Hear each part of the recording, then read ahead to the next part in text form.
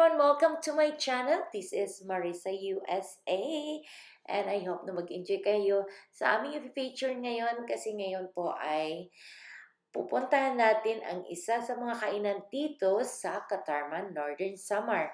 At ang pagkakaalam ko is ito pa lang ata yung buffet. As far as I know, no? Ito yung first buffet dito ata sa Katarman. Correct me if I'm wrong. Pero ngayon lang ako napunta dito at maraming salamat kay Ninette at kay Junjun dahil sila yung nagdala sa amin dito sa buffet at ito ay pagmamay-ari ng isa sa mga classmate namin. Tingnan natin kung masarap nga ba ang kanilang mga pagkain. Kaya halika, samahan nyo kami at mag-enjoy kayo sa mga makikita nyo dito sa mga gilid-gilid. Ito po ang Katarman.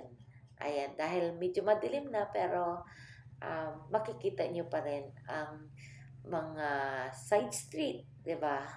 Kaya enjoy lang po at samahan nyo kami. Sandali lang to, kaya halika na.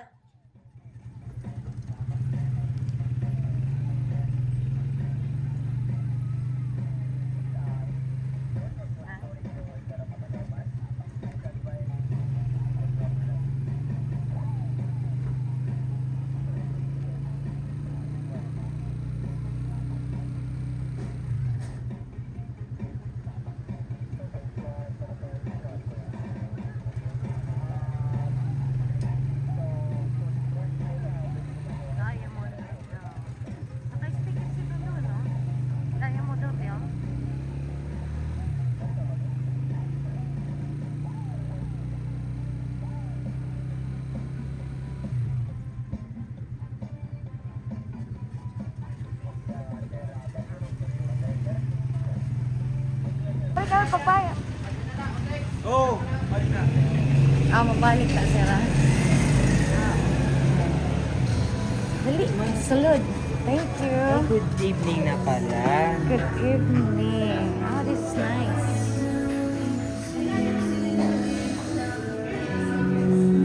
Pwede mag-birthday din niyo. Ha? Oo.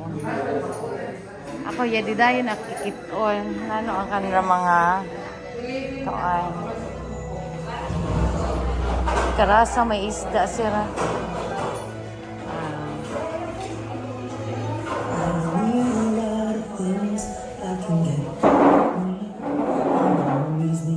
Nanini kuan?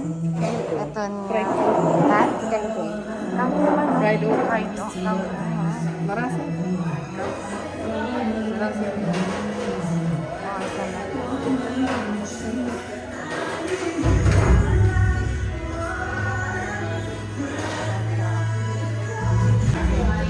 Awan, itong ko na problema ngayon ini. Kay crack siya. Oh, waray man.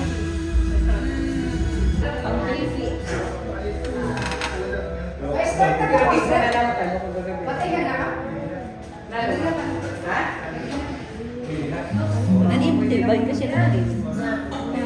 Ikot-ikot na din.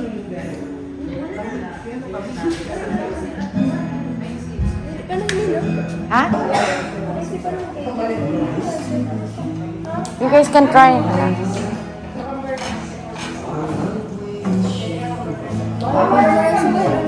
Ha? Barato kadlay ni. You guys can try now. Start. Get some food here. Oh, you want aircon? Ha? Andres ko no, cucumber or processors? Kaya wala yun. Ay, di prepare wala yun. Pepper bisanano. Cucumber, di ba marasa? Ikaw, direct maaram. Hindi lang na kaya takawin. Lalo ko. Cucumber. Ano ito ngayon na? So, Kayla Restaurant. Ayan.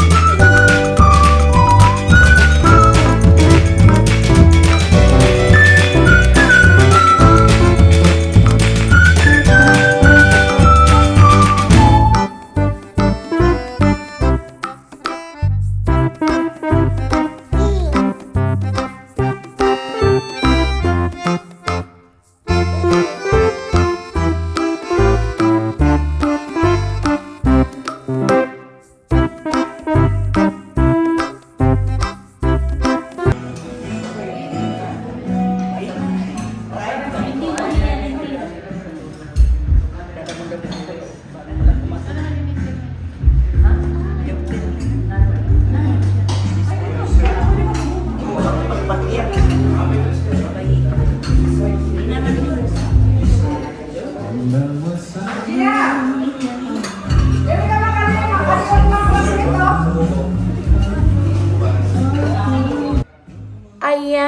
special thanks po sa aking good friends na si Ninita Gorda and Junjun. Thank you sa inyong dalawa sa pag-treat sa amin dito sa buffet.